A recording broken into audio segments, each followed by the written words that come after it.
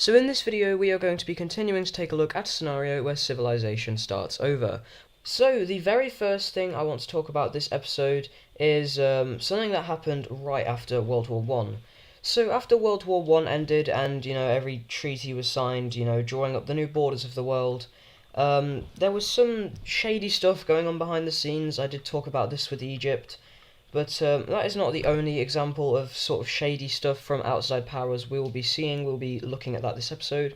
But there is some small events that need to take place. First of all, a very bad pandemic takes place shortly after the war. It comes from the Manchurian country right up here. It spreads down into Asia and it very badly affects Asia. It also makes its way over here into Europe. This will be known as the Manchurian flu.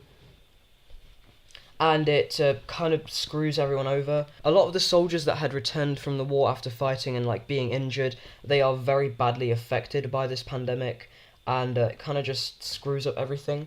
Also, the world economy, it took a big hit after the war, and that is also something we will be looking at this episode. But the first thing we will be seeing is over here in Japan. This is something we haven't seen for a while, and it is going to be our daily Japan update. This, of course, hasn't been able to happen for a while because for most of history, well, most of recent history, the Japanese Isles have been occupied by China. But now, Tokyo got independence again and Hokkaido got their land back. And it's not going to be too long before these guys start scrapping.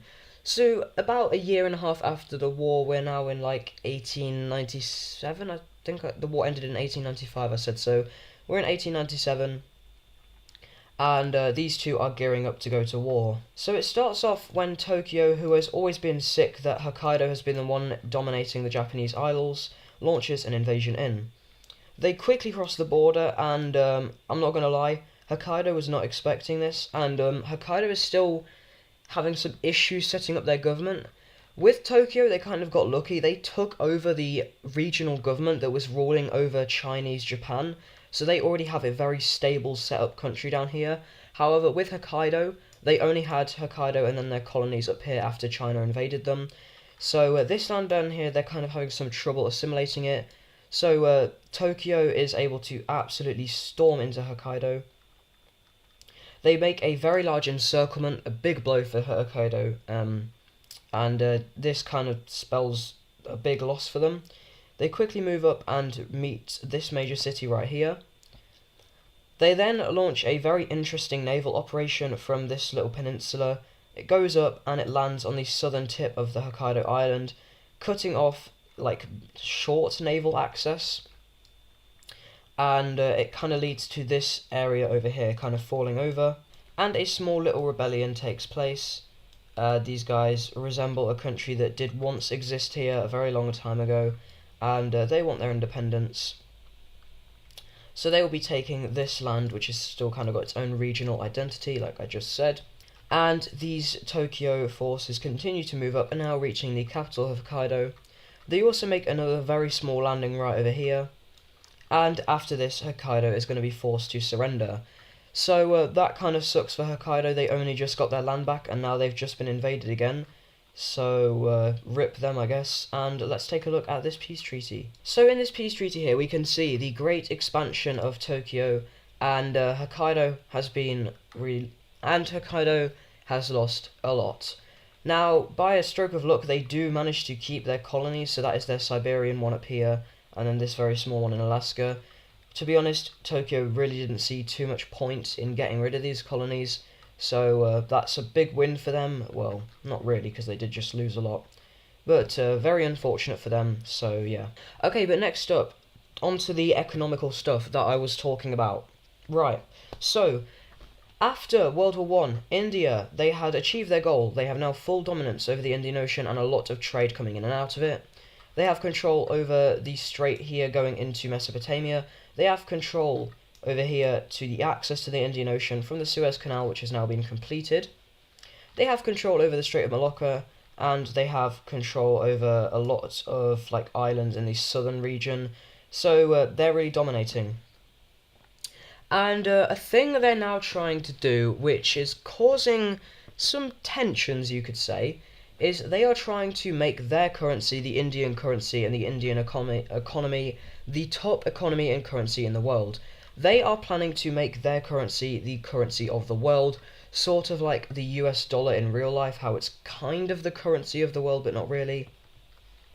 They plan on spreading their currency to the world and having the world use their currency and having them as like the central like bank, I guess, not really, but they're like the central economy of the entire world.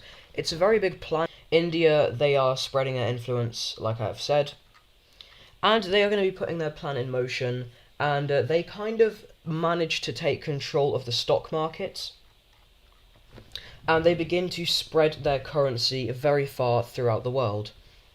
And I will get back to this a little bit later in the episode, but right now, this is currently taking place and it will lead to something which I will talk about soon. But next up, we need to take a look at the alliance layer because something is going to be taking place here, and it has something to do with the Triangle Alliance.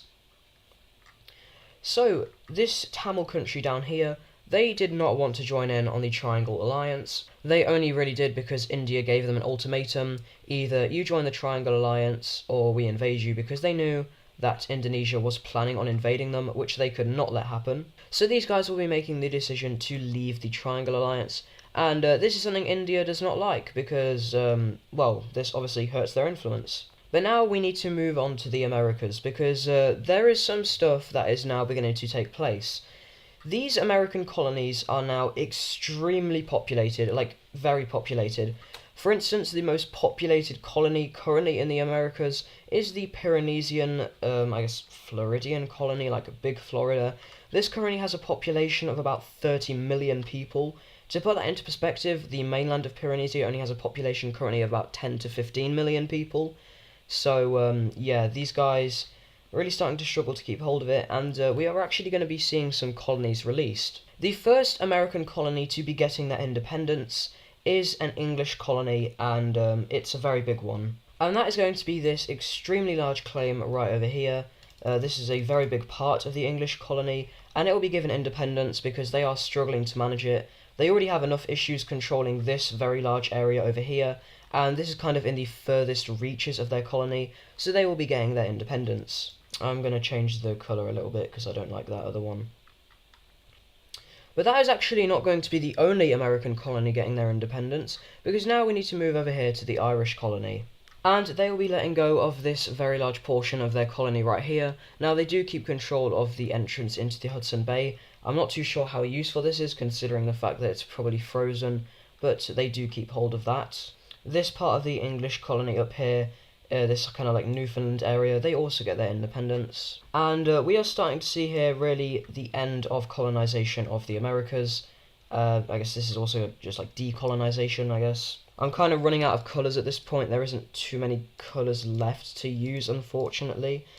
So I hope this looks okay. So first off, this... No, not that much. The 1 pixel every single time, it's just 1.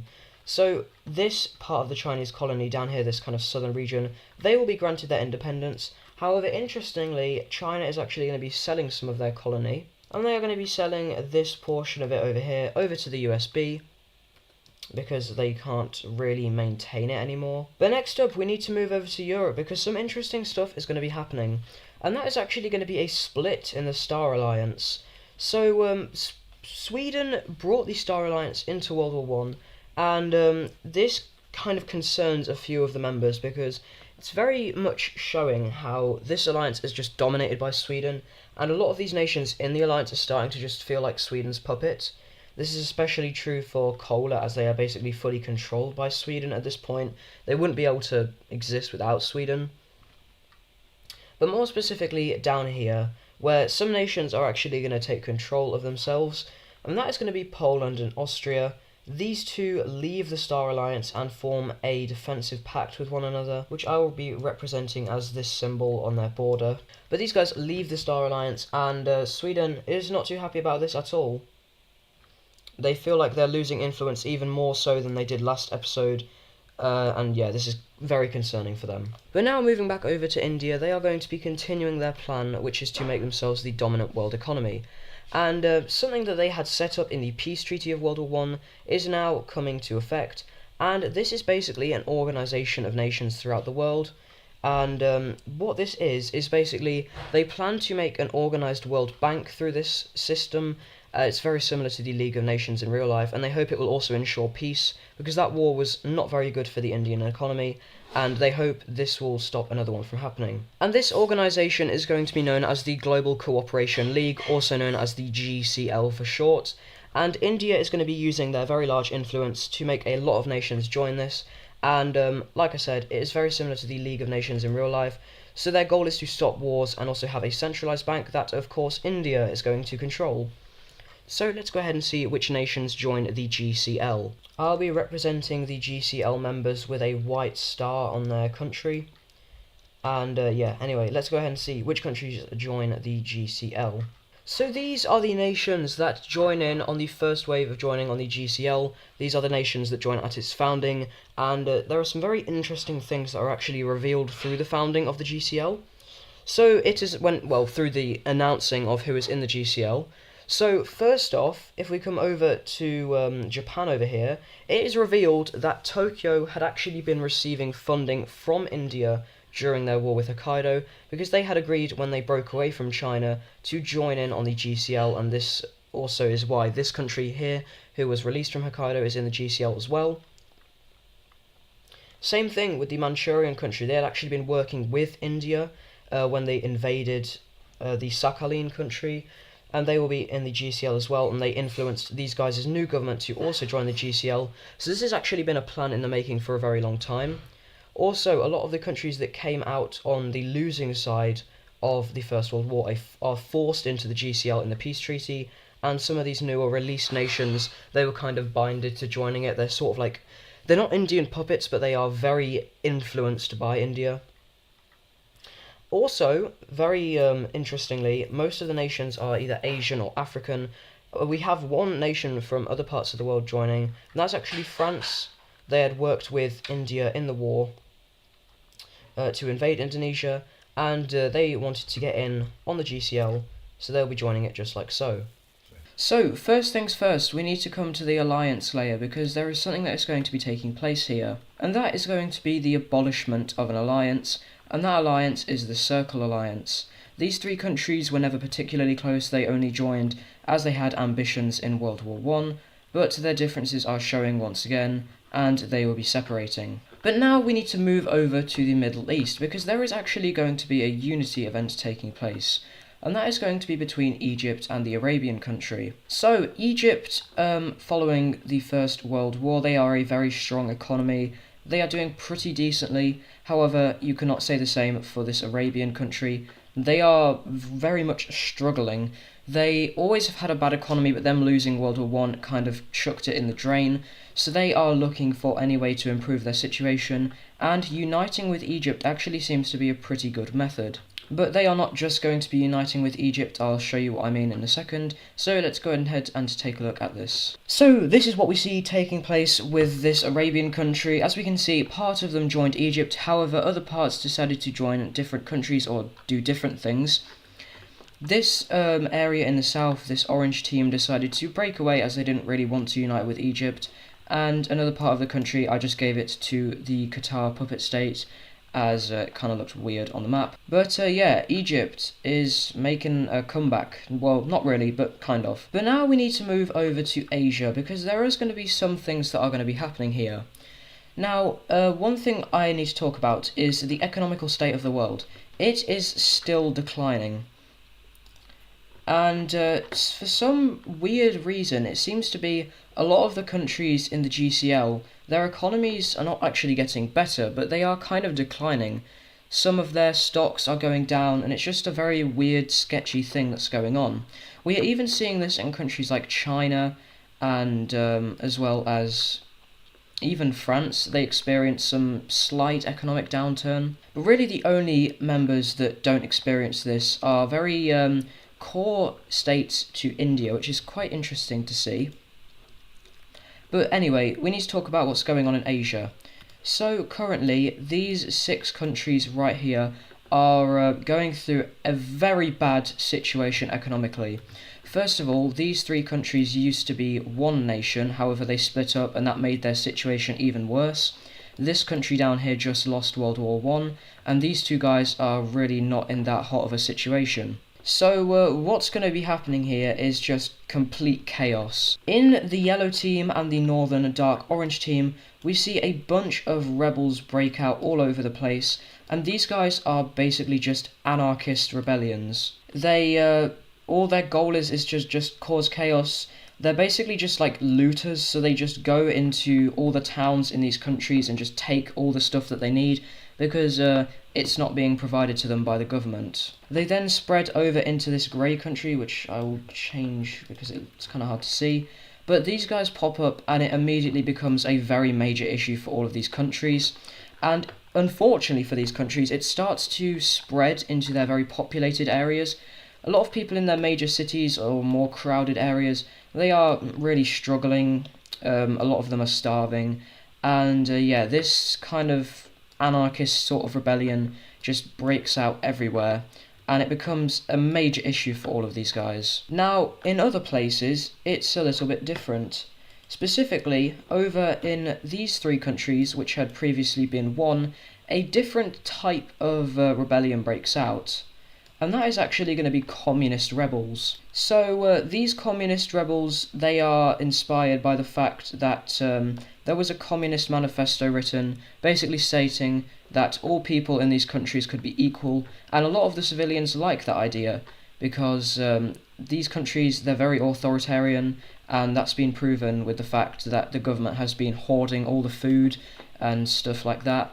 So these guys declare their, I guess, it's not really independence because they aren't declaring a new state, but they just break away and they start rebelling all over these guys. Now, this is actually going to be a pretty big test for the GCL. This is the first crisis that they have had to face.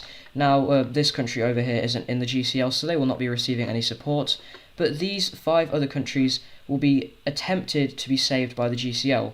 Now, how is the GCL going to be helping these countries out? Well, they will be supplying military to a few of these nations. Now, these two guys over here, the Indians, don't really bother helping them out. They kind of just see them as a lost cause. But specifically, these two, they will be helping them out as these guys have also experienced some communist rebellions. And yeah, just overall, this region is in utter chaos. The anarchist movements over here kind of just meet up into one weird shaped faction, and at this point they kind of establish their own country. It will be known as the Anarchist Front of Central Asia. Very original name, but whatever. Now, the only issue is they kind of start to spread a lot more into this grey country, which these communist rebels don't like. At this point, the communist rebels have basically taken control of the Grey Team's government, and they see this as the anarchists encroaching on their territory. So, what the communists decide to do is they start invading into this anarchist territory, and yeah, this starts a very interesting process. It can be described as just complete chaos. Now, India, they try and send diplomats over to the anarchists and the communists. I don't know if they thought that would work, because it doesn't work. All that does is make it so that these guys are angry at India. They already know that India is funding the countries that they're fighting against. Now, this red country over here, something pretty interesting actually happens to them. And that is, they begin to be invaded by a foreign power. And that is going to be none other than the fascist Chinese country down here. These guys begin to rapidly invade in, as they are looking on building strength. They capture the one major city that this country has other than their capital, and this area over here falls, and then they begin to blitz over to the capital. These guys have their hands on tanks, which is an Indian invention, and they are really using it, and they are showing the strength of this. Once they knock out this red country, they look at the communists and they're like, hey, we hate you, so they decide to keep going. They absolutely smash their forces into this communist group, and it kind of just leads to even more chaos. Now, luckily for the communists, the blue country decides to just peace out of the war and take their war spoils up here.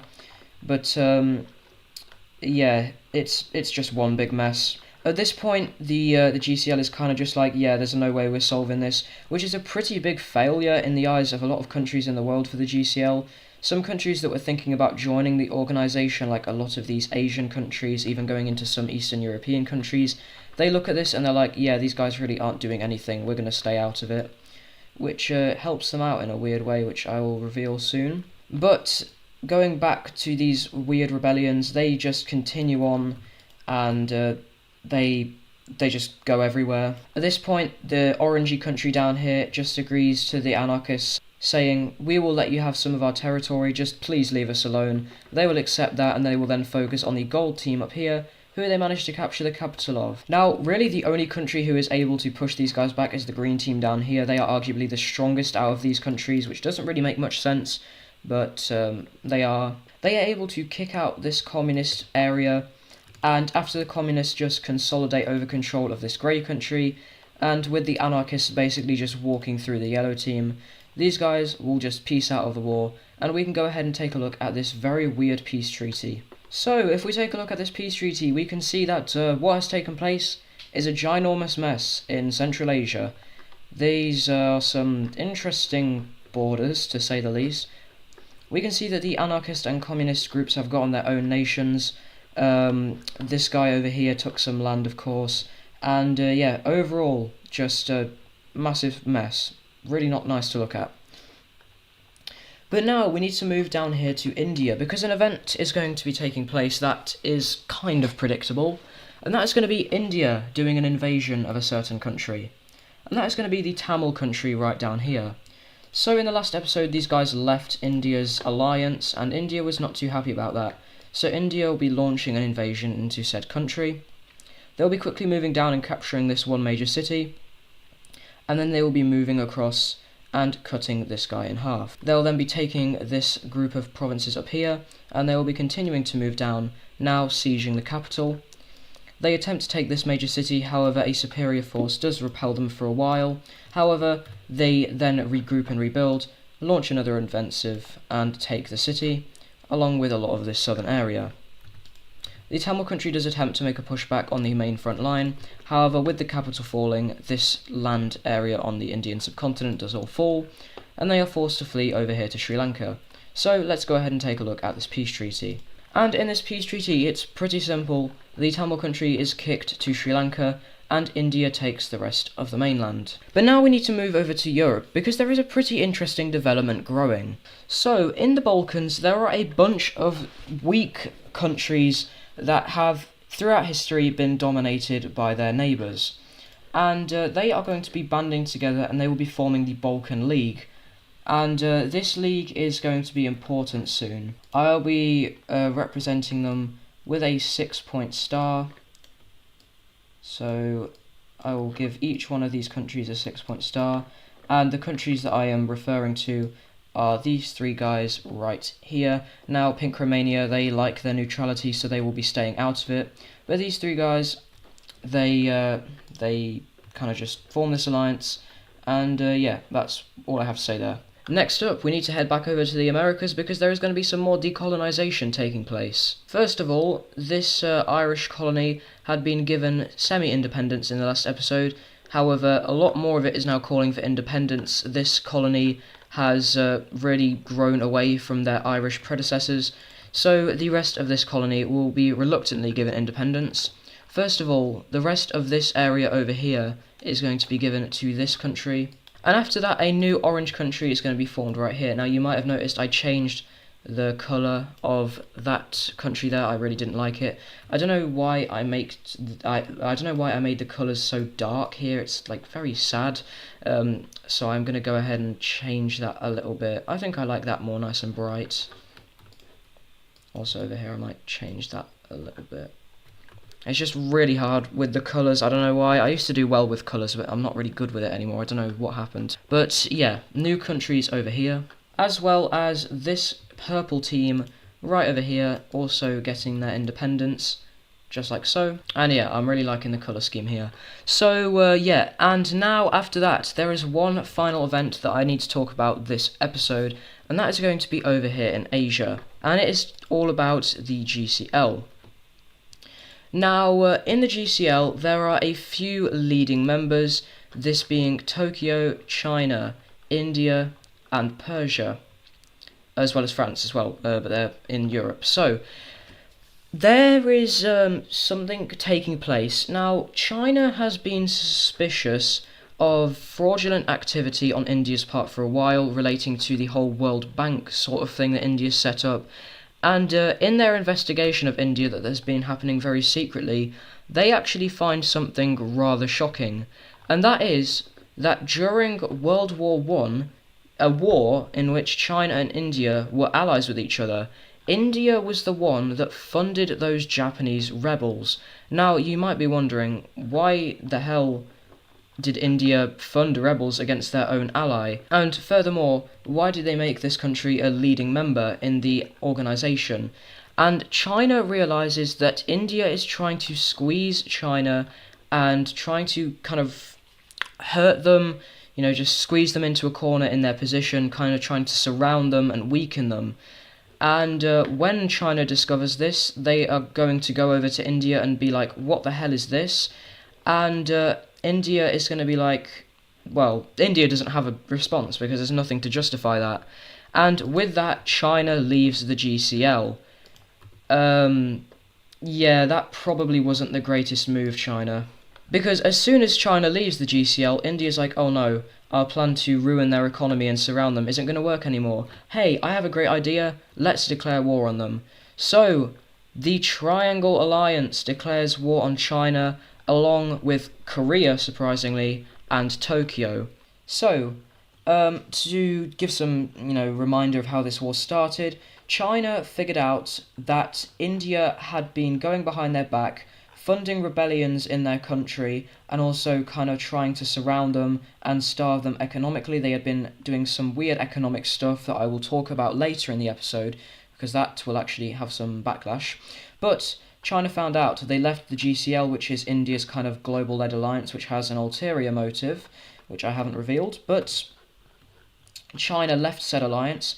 India was not too happy about that, and India has been trying to weaken China for a long time now. So, with China leaving India's clutches, India, along with their alliance, declared war on China at the end of the last episode, and after enough yap, we will now be looking at said war. So, taking a look at the alliance layer, we can see that the Triangle Alliance is India, Bangladesh, Persia, and then these two African nations. But I also did say that some other countries did join, and that was Korea and Tokyo. Tokyo is a leading member of the GCL. They were funded by India, like I said in the last episode, but they will be helping India out in this war. So yeah, let's get straight into this war. So it starts off with China rapidly mobilizing their military and navy, and this navy's layer is slightly outdated, but I am going to be using it. And they begin to rapidly advance their navy into the Korean Sea, or the Yellow Sea over here,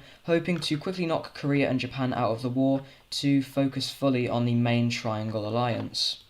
They surround the waters of Jeju Island, and shortly after they make a landing on it, before making a landing on the southern Korean peninsula. Over here in Japan, it's a little bit different. Tokyo is rather strong, surprisingly, and they are able to fully take out this Japanese island, and then they hold a naval blockade in the water. Over in the Indian Ocean, with the Strait of Malacca under their control, India brings a bunch of naval ships through and up into the South China Sea, and they start bombarding a lot of these coastal Chinese cities. Now, one thing to mention is China did have some allies of their own, being Beijing and the northern Korean country.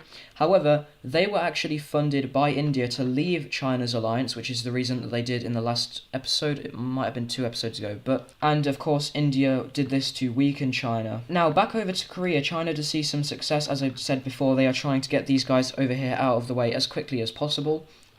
However, the Indian Navy has now fully reached these waters. Like I said, they had already been bombarding the coast, but now they will actually be making a landing in China. Not on China though, Taiwan. They make a landing in southern Taiwan, quickly capturing this major city, and then they continue to move up the island. They spearhead over to this other major city, and the island fully comes under their control. This was actually a very fast military operation. This only took about 1.5 months. Over in Japan, the Japanese Navy meets up with the Indian one, and they begin an island hopping campaign over these islands right here. And after this, the Indian Navy, which at this point is very much stronger than the Chinese Navy, moves up here to help out Korea. They make a landing on Jeju Island, and a lot of Chinese troops that had been garrisoning here are captured, so this is very bad for the Chinese Navy. Along with this, the Chinese forces who had been seeing increasing success capturing this city and sieging this one are now kind of just bombarded from the coast.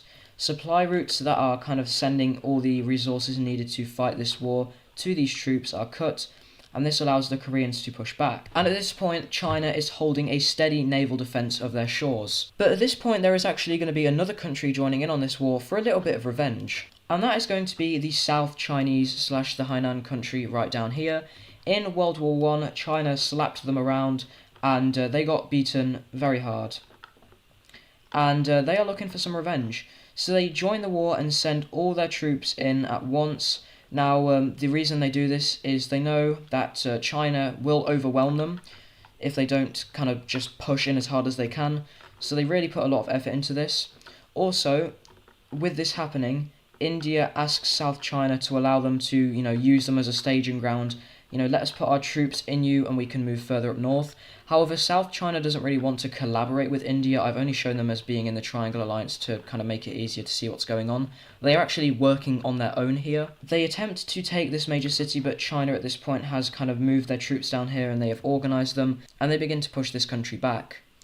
Not wanting this opportunity to go to waste, however, India makes a pretty rushed landing on the Chinese coast, and because it is, of course, quite rushed, it actually fails and they are kicked back off. Back over in South China, they are kind of fumbling it. They get pushed back a lot, even going into their area. They even lose one of their two mainland major cities, and at this point India is like, okay, yeah, we're going in. They make a landing in Hainan and kind of just take control of the country. Yeah, this is kind of some weird operation here. Then the Indians take control of the government, like I just said, and they tell the Hainan troops saying, hey, you work with India now. They don't really, protest that. They are, like I said earlier, kind of on the same side. But this now allows India to actually ship their troops into Hainan. And with the actual good Indian troops here now, they are able to make some pretty good attacks. They kind of just move around the Hainan area, and then they begin to invade into China once more. Along with this and some better planning, India is actually able to make a pretty successful naval landing in this little jutted out bit over here, capturing a major city, moving up north, capturing another. Now, the Indians' plan here is basically just to go from south to north. They kind of just want to move up in this kind of populated area right here. They don't really have any plans to make any other naval landings. However, Tokyo and Korea actually think that they can make another naval landing, and India kind of doesn't want to stop them, so they just say, yeah, go ahead, you can give it a go. So they are going to be attempting to do just that. The Navy of Tokyo, which has been heavily modernizing recently, actually manages to defeat the Chinese in a pretty major battle and make a landing right up here. Now, this is very bad for China, as this is rather close to their capital area. I'm also going to show the province layer now, kind of just showing distribution. India already has been threatening a large population area down here, but this one is even more major. The Indian forces now moving out of Hainan, and I'm going to show them as Indian troops because that's what they are. They move over and attempt to meet up with this other landing. However, a very nationalistic Chinese force is able to hold these guys off right here. Right at the river, they are kind of just holding it. It'll be known as the Battle of whatever this river is called. However, the Indians then kind of just decide to take the slower route, and instead of encircling the city, they just go ahead and take it. Now, this does cost them a few more soldiers, however, it's kind of the only option. And after that, they move up north, capturing 2 more major cities. Back up north, the Tokyo country does manage to continue around this advance, now meeting up with the Yellow River, I think. Is this the Yellow or the Yangtze? I actually don't know. Anyway, that's unnecessary. What is necessary, though, is that they capture these 2 major cities right here, and the people in China are kind of freaking out. And they're about to freak out even more, because the fascist Chinese country enters into the war. These guys are also a revanchist country from World War I. They lost a lot of land to China, and they got humiliated. And seeing the fact that they've kind of been on the rise recently, they will be jumping on this opportunity to take as much Chinese land as possible. Now, they have a very interesting strategy known as the Blitzkrieg, which is basically just putting all your units at a high density point, smashing through enemy front lines and using it to encircle troops. And it's actually very effective against China. And India looks at this strategy and they kind of see how dangerous it is, so they start to develop anti-blitzkrieg strategies. Anyway, speaking of the Indians, they begin to move around very quickly. At this point, China is getting rather overwhelmed. India has shipped a very large portion of their navy, or their soldiers, over here now. Speaking of China getting cooked, up north, Tokyo manages to kind of just break through the front lines, and they walk through the lesser populated areas. We also see something pretty shocking happen up here. Basically, that happens, which isn't very good for China, as a lot of troops were stationed here, all the troops fighting on this front line. These troops then proceed to get murdered, and the Chinese continue invading into the other Chinese. Now, at this point, the people of China are just saying, yeah, we may as well just surrender. However, the absolute monarchy in China doesn't want to surrender. They are very nationalistic and they are very kind of furious with India. So the people of China are actually going to be overthrowing the Chinese monarchy and establishing a democratic government, which is actually very interesting, especially considering the fact that if we look at the rest of Asia, there are actually no democracies except for this guy right here and this guy down here. But with the overthrow of the monarchist government, we see a little bit more fighting, more specifically just with these guys. The Indians also send a convoy out to the capital over here. And yeah, let's go ahead and take a look at this peace treaty. So in this peace treaty here, we can see that China has been reduced pretty heavily, although they are still rather strong. India does understand that they were pretty important in helping them win World War One, so they don't go too harsh on them. I'm going to break it down step by step. So first things first. Tokyo got this Chinese island and these islands going down here. Taiwan was released as an independent nation. They are, you know what, I'm actually going to change that. They are going to be a constitutional monarchy. Also, as I just showed there, China is now a democracy. Now, with the fascist country, they actually did not get too much, and that is because India heavily limited how much they could get. This is a point of tension between them. However, they did get a lot of their former areas back near their capital. The southern Chinese country gets a little bit of land, and China is forced to join the GCL. And with China joining the GCL, their economy starts to get a bit worse again, which is pretty weird. Speaking of the GCL, there is just one more thing I want to talk about with them. They get this orange country to join, kind of just new and easily influenced. At this point, India's outstretching influence is very large, but anyway, that is it for the Chinese peace treaty. Now, speaking of influences, I haven't done this. I think I might have done it before, but I really want to do like an influential sphere kind of showing. So I'm going to go ahead and draw that in now. I'm just going to do it for India. Their influence stretches up here into northern Asia, and overall it's kind of like this. So India is very much shown here to be an extremely dominant power, and along with this, before I get into another event, I am going to really quickly do the power rankings, because I haven't done the power rankings in actually quite a while. Oh yeah, this thing is really outdated. I think the last time I did this was before World War One, but let's do it. So, the current strongest country in the world is India. The second strongest country in the world is Galicia. The third strongest country in the world is... I'm gonna give number 3 to Pyrenesia. Now, to note, there is a pretty notable... actually, I forgot about Sweden. Am I stupid? Number 3 is Sweden. Then there's a pretty big gap. And at number 4 is Pyrenesia. At number 5, it is going to be England. At number 6... it's central China. Whoops. At number 7, it's actually going to be like a country that hasn't been on here before, I think. It's actually going to be the USB. At number 8, by the way, they profited a lot of selling arms in World War One, which got them a lot of money, and they are actually coping a lot better than other countries in this economic state. At number 8 is France. At number 9, I'm going to give number 9 to Egypt, and at number 10, I am going to be giving it to... there's actually a lot of candidates for this. I'm actually going to give number 10 to Tokyo. They are a country that has actually been on the rise recently, and India has been kind of heavily funding them. So these are the new top 10 power rankings, and the next time I will be updating them is when a big event happens. And the next event, which might be the final event of this video, I might do another war, but we will be looking at some more decolonization. And more specifically, we will be looking at the complete decolonization of China.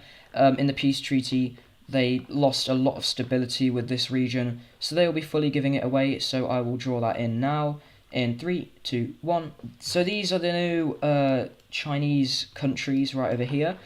And at this point, decolonization is ramping up pretty heavily, actually, especially with the American countries, as I had said before, due to just the complete insane amount of population in some of these countries. They are losing stability heavily. The English actually have the worst stability with their colony, as we saw they lost this guy, as well as this guy. The next country to be giving up some colonies is actually going to be a new one. It's actually going to be Galicia, and they will be giving up these two pretty large portions of their colony. Now, luckily for Galicia, these unstable bits are like the furthest outreaching parts of their colony, like, you know, really down south here in Ecuador, and then up north in this kind of like Chilean area. This is more of a northern Argentinian country, actually, but yeah. So, for the most part, Galicia is fairly stable. Now, with Pyrenesia, due to the just sheer amount of population in Pyrenesia, there is actually a lot of talks of gaining independence, but the Pyreneesians, they are very, very reliant on this colony. Giving it up would destroy them, so they are really, really hesitant to let any groups break away, and they are going to start repressing a lot of these movements. And over in the English colony, we see this small New Brunswick country break away right over here. The English are rapidly losing stability, and it's kind of their own fault. They are rapidly giving away control of this area, and it's kind of just making it so more and more groups are calling for their independence. So they kind of shot themselves in the foot here. We also see the first African colony get independence, very surprisingly. And, well, it's not surprising when you realise who is the country releasing this colony. It's actually going to be the USB releasing their colony right here. They release this kind of Republic of Congo country. It's going to be this pink team right over here. Now, the only reason they got this colony is because they kind of wanted to prove to the Europeans that they are a strong power as well, and they got that. They don't really have any purpose for this colony, so they are just going to be letting it go. But now there is one final event in this video that I need to talk about that is actually very important, and it is over here in India. So with the GCL, India has really risen to the top. They are the #1 economy in the world, and they are, you could consider them to be the backbone of the world economy. They are the #1 exporter, the #1 importer. They are very big on product, and they have a lot of companies throughout the world. And at the minute, the Indian stock market is booming, and there is something I need to talk about with the GCL, and it's actually the World Bank has kind of been influencing the countries in the GCL, kind of pulling money out of these countries and shoving it into India, which is why we had actually seen a lot of countries do worse in their economies. This is a very sketchy and hidden program. The only two countries that know about this in the entire world are Tokyo and Persia. They actually revealed this to them, and their economies have been improving a lot as well, which is why we've seen Tokyo be able to advance so quickly. But why am I talking about this? Well, after a very large period of economic boom in India, something very bad happens. The stock market in India, which has just been going up and going up, crashes. And this will officially be entering the world into the Great Depression. All around the world, the economic state, which was already pretty bad, has now just reached a new low. The Great Depression in this timeline is even worse than the one in ours, so yeah, a lot of countries are really taking big hits from this. Specifically, a lot of European countries aren't doing too well. a lot of these Asian countries too. Very much specifically these Central Asian ones, they were already struggling. And also, quite interestingly, Indonesia takes a very big hit from this. Now, the very first thing we will see this causing is something that has kind of been happening for a while, and that is going to be over in the English colony. The English are hit by this very hard, and their colonies up here that were already getting independence rapidly. You know, a few episodes ago it looked like this, and now it's shrunk all the way down to this. The rest of this colony, for the most part, will be getting their independence. And that is going to be this very big portion of the colony right over here. And with that, the English colony is reduced all the way down to its core lands. But one very interesting thing that this Great Depression is also going to cause is rapid governmental change, as radicalism steps up to these countries, and radical people say that they can fix the issues that this is causing. Basically, they're using it as a ploy to radicalise a lot of these countries. And this will be happening slowly over the course of the next few episodes. Now, one example I want to focus on with this is the Irish. Now, the Irish have been a beacon of democracy for a very long time. At one point, they were one of the only democracies in the world. However, this ideology has spread, more specifically with some of these American colonies getting independence, although in South America we don't really see this. But the Irish are actually going to experience a attempted government overthrow, and this is actually going to be done by a communist group. So we see a bunch of communists break out in the north of Ireland, and this is in like the poorer area, I guess. The south is a bit more industrialised, and these guys are going to be quickly spreading around. Now, thankfully for the Irish, there is actually going to be someone coming to help them, and that is going to be the English country. The English, not wanting this to happen, they are a very stable monarchist country, as we can see here. They will be sending over a lot of aid to Ireland, and this helps them push the communist rebels back, and eventually Ireland is secured, so crisis averted there. However, some other countries aren't as lucky. Over in Poland, the absolute monarch that has had their royal family be in power for hundreds of years, they kind of get a little too authoritarian, and this causes them to have a communist rebellion. This also influences their sort of ally in Austria to also have a communist rebellion, and all of a sudden, for a lot of these European countries, communism has turned from this, faraway radical ideology that's kind of been in Central Asia to a very prominent threat on their doorstep. Now, that is what we see happening with communists, but there are actually other factions as well. Because the pink team right now is extremely unstable. Ever since kind of getting blasted around a little bit by Volga, they have been in a very precarious state, and this depression, along with some radicals in their country, is going to cause a lot of fascist rebellions to break out. Very unfortunately for the pink team, the fascists seem to be quite popular in the more populated and rich areas of their country. This area over here is kind of just left on their own. And that is actually going to cause something pretty interesting, which we will see in just a second. But the fascists are quickly going to consolidate in the western portion of the country. These guys quickly spread around.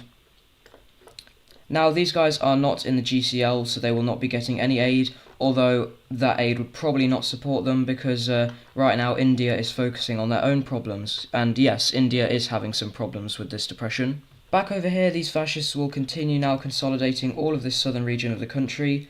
And with fascists taking control in this half of the country, and like I said, with this area being a bit poorer, we actually see communists break out over here.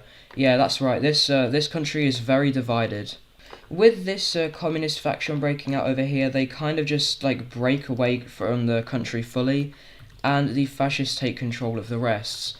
And if you thought that would stop the war, you'd be sorely mistaken. Of course, with these two groups being completely opposing ideologies, they are going to start fighting each other. The fascists begin to move into this communist portion, and they kind of just, it's a very messy war going on over here. Central Asia is definitely the least stable area in the whole world at this point. This back and forth is going to continue on for a while until the two groups kind of just sign a white peace, very similar to the Korean War. And let's go ahead and take a look at this peace treaty. And this is what we see happening now. These guys don't have any major cities, so I'm just going to put one down right here. And we can see that the pink team has now been split in two. The next thing I want to focus on is some more decolonization in the Americas. I don't want this all to happen at once, but over the course of a few years as this is happening, a lot more colonies in the Americas are getting their independence, and now it's actually going to be Sweden's turn.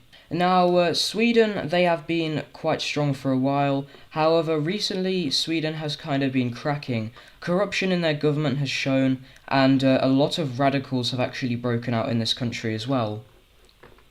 And that is going to lead to the entirety of Sweden's North American colony breaking away. Part of this land, more specifically Greenland, has been a part of Sweden for centuries, so this is a very big blow for them. Now, taking a look at these guys' area, they aren't in the greatest spot, so I imagine they will be heavily relying on trade from other countries to survive, because this isn't the greatest spot. Coming down to Galicia, they continue to lose colonies in their South American land. This is definitely the more unstable bit, and Galicia is really starting to drop here. Like I did show in the last episode, they are no longer the strongest country, and this is only continuing to show. As these three groups break away over here, this guy's colour is a bit too similar to Galicia's. I might change it. There we go, I think that's a little bit better. But these three new countries break away, the green team right up here, the light blue team, and the purple country down here. And Galicia is heavily reduced. Next up, we will be moving over to the Horn of Africa. Yeah, there's going to be a lot of events happening in this video. Now, the Horn of Africa country, or the Somalia country more simply, they are a part of India's alliance, and they are also part of the GCL. However, they find out the same thing that China found out, that India was kind of just using the GCL to weaken the countries in it to help them strengthen themselves. These guys were never really too big of a fan of India anyway. They kind of just joined it because they didn't really want to have any trouble in Arabia. So they will be leaving the Triangle Alliance. Along with this, these guys down here also leave it, as Africa realises they are kind of just a ploy for India. And the Somalians are then going to go over to the green country and the purple country, and they are going to be proposing something. They will be saying, we are not really doing so well at the minute, and neither are you two. So we would like to propose an African-led economical alliance. Now, this would be the same currency alliance, and it will be known as the East African Alliance, and this will kind of lead to something happening in the future. But with these three countries in coordinates leaving the GCL, this economical alliance is going to be formed, and like I just said, it will be known as the East African Alliance, the East African Economical Pact. I guess I could call it the East African Federation, but that doesn't really make sense. And this alliance is formed just like so. But now we need to move over here to Australia, because the French are struggling. With this whole Great Depression, I've already shown that other countries are losing their colonies, and unfortunately the French aren't exempt from this. And the French are going to be going ahead and releasing a portion of this colony, and that is going to be this purple country right over here, this big Northern Australian team. They are kind of the lesser populated region of France. However, they kind of just want to make it so this colony is easier to manage, so they will be letting these guys go, just like that. But now I need to continue to talk about the GCL. Now, at this point, more and more countries are starting to find out the real meaning behind this alliance, the purposes of it.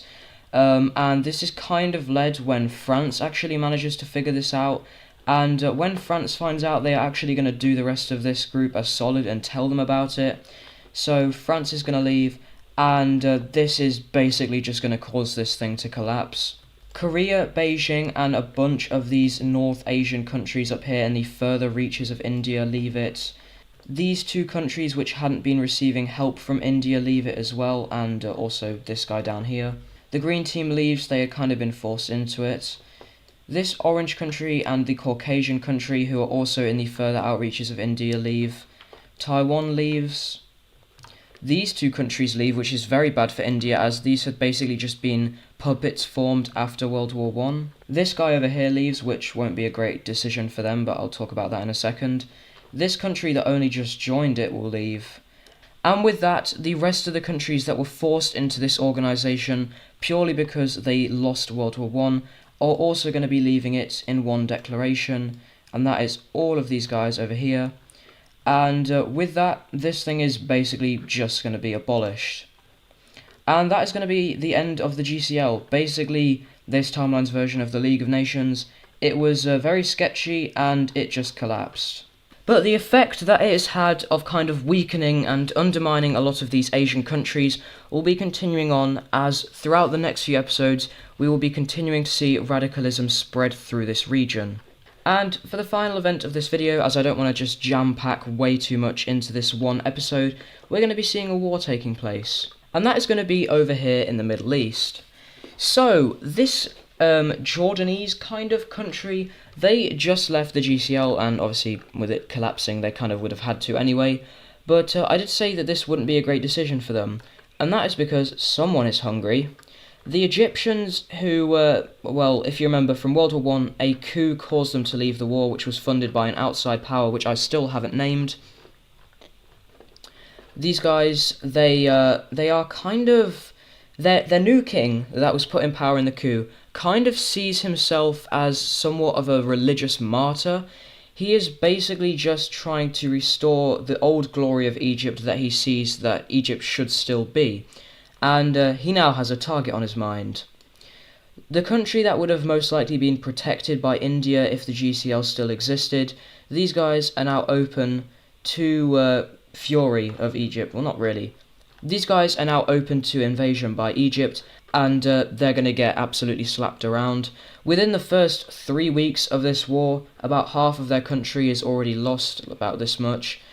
After this major city up here is captured, leading to all of this area to fall, and the Egyptians are then going to be crossing into here, and the Mesopotamians, they kind of just want some free land, so they're going to be jumping on this war at the last moment. And we can go ahead and take a look at this peace treaty. And the peace treaty we see here is going to look something like this, a majority of the country going over to Egypt. But that is actually going to be it for this episode. I do hope this episode was enjoyable. I tried to put a lot of lore into this. If you did enjoy, please make sure to like and subscribe. I hope you guys will be looking forward to the rest of the Great Depression and the big event that will be coming after. And yeah, I will see you in the next episode.